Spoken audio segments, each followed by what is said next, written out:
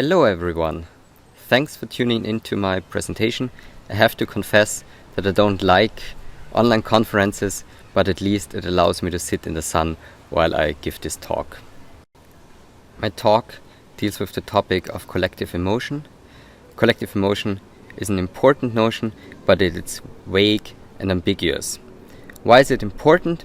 It is important because it is relevant in many fields of research, and I name a number of fields here that also indicate certain areas of research interest, so social psychology, developmental psychology, cognitive science, sociology, political science, anthropology, film and media studies, and many other fields.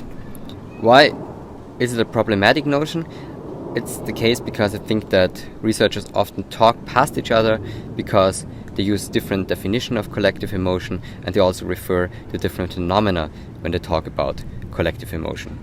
So what I aim in this talk is to strive towards more conceptual clarity, and I will do so in two steps. First, I will distinguish collective emotion from other phenomena pertaining to the sociality of emotion, and second, by distinguishing different types of collective emotion. I will begin with distinguishing collective emotion from other phenomena. Most importantly, I think it's important that we distinguish mechanisms of emotion transfer. This is something that is usually researched in empirical emotion research. So, for example, in social psychology, in cognitive sciences, neurosciences, etc. We need to distinguish these mechanisms of emotion transfer from types of affective intentionality, which is what we're usually interested in the field of philosophy.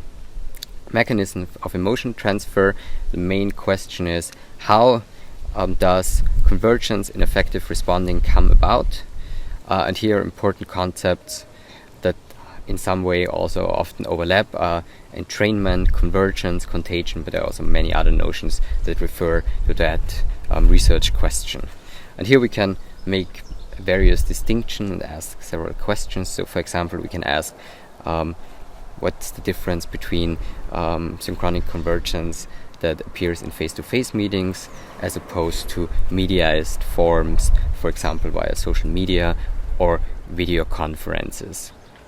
And we might also ask what's the difference between cases of emotion transfer that happen in direct interaction, whether face-to-face or via media channels, as opposed to forms of convergence that happen through the identification of individuals with a social category or group. And we might also add a diachronic perspective where we can ask about cultural knowledge, bodily habits, or much more notions that refer to the diachronic integration into certain types of emotional habits. When we ask about types of affective intentionality, usually our question is what is collective about collective emotion, and here I think it's important to distinguish collective emotion from notions like empathy and sympathy. We also need to make a sharp conceptual distinction between collective emotion and parallel individual emotions of the same type. And finally, I think it's important that we make a distinction between collective emotion and group-based emotions, and this is what I will focus on the next slide. And if we make that distinction between mechanisms of emotion transfer and type of affective intentionality, what's interesting about it is that now we can ask how different types of affective intentionality are linked to different mechanisms of emotion transfer. So there is a lot of fruitful opportunities for interdisciplinary research cooperation. To keep my presentation as short as possible, I'll only zoom into the difference between group-based emotions and collective emotion. I think the common feature between group-based emotions and collective emotions is that both build on the sharedness of underlying concern, so some form of diachronic integration that individuals underwent, so they share an evaluative outlook upon the world. But this sharedness of concern can come in various degrees, and that's an area where, for example, Mikko Salmela, building on Raimo Domela, has done a lot of great conceptual work to distinguish various degrees of shared concerns. I think the main difference between group-based emotion and collective emotion is that a collective emotion requires synchronous convergence between at least two participants, whereas a group-based emotion does not. So we can have a group-based emotion based on social identification, also in instances where we are alone, not in ongoing interaction with other, where I would restrict the notion of collective emotion to instances in which individuals are in interaction with each other and thus have ongoing processes of emotional entrainment leading to emotional convergence, some synchronization in their affective responding. That might lead to the following minimal definition of collective emotion. Collective emotion requires at least two participants.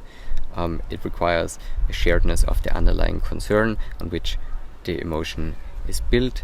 It requires some ongoing interaction that leads to synchronous convergence in affective responding. And as the final point, it requires a collectivity of the experience, something that we need to explore further. It's here on purpose kept vague as to allow for the following distinctions that will be the main focus of my talk. My suggestion is that we can make a taxonomy of different types of collective emotion based on 4 requirements and whether those 4 requirements are met. I will explain the 4 requirements via the first case, which is emotional sharing, which is the case in which all 4 requirements are met, while the other cases, the other types are such that one of the requirements is not met, but I would still talk about a collective emotion in those cases. So let's begin with a case of emotional sharing and consider a group of friends who are going together to a concert of their favorite band. Each of them cares about the band, and through a series of past conversations and other interactions, they're aware of each other's caring and can assume that they care about the band together. Imagine them following their usual routine, so they go to a bar, have a few drinks, and then walk to the concert arena. These interactions enable them to get into a synchronized rhythm in preparation for the concert. In addition, these interactions will most likely consolidate their status as a group and strengthen their joint care for the band. It will also make each of them more receivable to the others, thus they are in a situation of mutual affecting and being affected. Let's assume that they are standing next to each other during the concert and that they are singing and dancing along, and they are enjoying the event. So through ongoing processes of emotional entrainment, we can assume that they are in a situation of synchronic convergence of their affective responses. This will also foster a sense of togetherness, so they are aware that they are experiencing that emotional episode together. However, this sense of togetherness will not lead them to lose track of each other. Rather, they are aware of each other's presence, which is a key feature of their respective experiences. But this does not mean that they need to be directed towards each other. Rather, I suggest that they are in a situation of joint attention, experiencing each other as co-subjects of the shared experience. As co-subjects, they are not solely directed towards the common focus, the target of the emotion, but they also monitor what is going on within the group, even though they will often do so without active awareness, and thereby they continuously influence each other. So in that case, I would speak of emotional sharing, which meets all 4 requirements in the taxonomy. Now let's explore a second scenario, one that is an example of emotional spreading.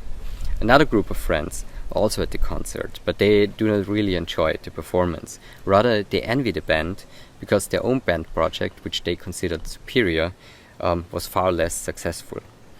It might be the case that they are actually in a situation of emotional sharing where they experience their envy together. However, it is also plausible that sharing the envy might be too painful for them. Thus, they might feel the same emotion about the same event with an awareness of each other's presence, but encapsulate themselves to avoid the collectivity of the situation. Thus, they experience a kind of collective emotion, but without the usual sense of togetherness. They lack an affirmative sense of making the experience together. Following Julian Hanich, I suggest calling such cases emotional spreading. Hanich hypothesizes that certain negative emotion, like sadness, embarrassment, shame or guilt, are particularly likely to induce a felt individuation which distances individuals from each other, leading them to insulate themselves from the shared experience. However, this does not imply that these emotions cannot be shared, so there might also be instances of emotional sharing of envy or embarrassment. That, I suggest, depends on the kind of group and the history of diachronic integration. But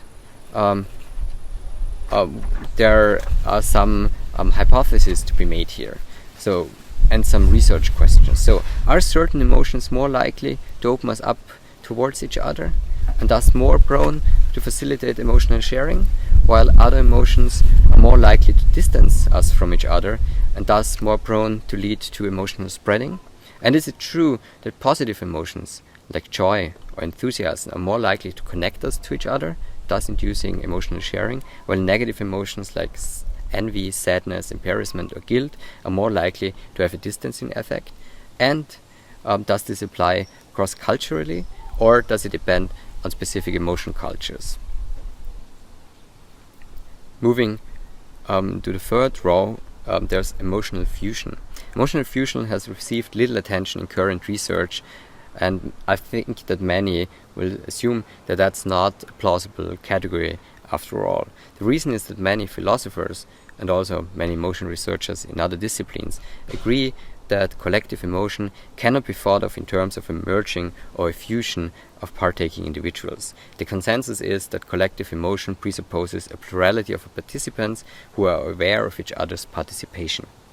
However, what if there are cases of collective emotion in which the sense of togetherness becomes so strong that it overrides the participants' awareness of plurality? Thus, contrary to the previous case of emotional spreading, where the awareness of plurality overrides the sense of togetherness, we can hypothesize, at least, that there are also instances in which the sense of togetherness overrides the awareness of plurality. So cases in which the integration is so tight that participants feel themselves as part of a bigger unity that overrides their individuality. That appears to be the case what Emil Durkheim described as collective effervescence in his work on the elementary forms of religious life. It appears reasonable to assume that we need to look at highly ritualized and very tightly knotted forms of social interaction to encounter such forms of emotional fusion. And one possible problem with studying emotional fusion in contemporary societies might be that the high degree of individualization could have the effect that individuals fail to recognize instances of emotional fusion, or in self-reports retrospectively try to avoid reporting emotional fusion. So it might be difficult to study that in contemporary Western settings.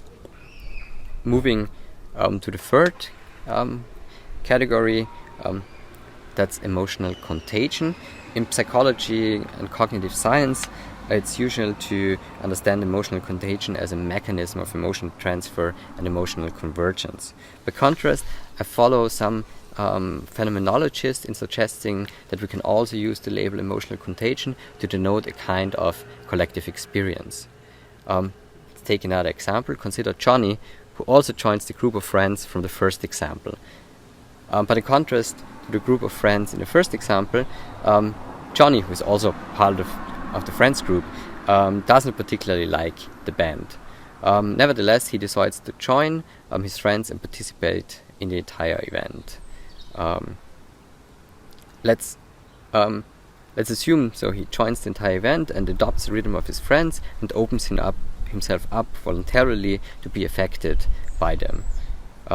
Now, I think if we asked Johnny during the concert, he would still tell us that he doesn't particularly like the band, that he's still not a fan of the band, but he would likely report that he's having a great time. And we can also observe that he's joining the dancing and the singing of his friends. It's reasonable to assume that Johnny experiences the same type of emotion as his friends in a situation of synchronic affective convergence, and with an awareness of him and his friends making the experience together. So he's fulfilling type of emotion, the awareness of plurality and the sense of togetherness condition. However, there appears to be a difference between Johnny's experience and that of his friends. There's something void or hollow about Johnny's emotion, as it doesn't involve the full-blown intentional directedness.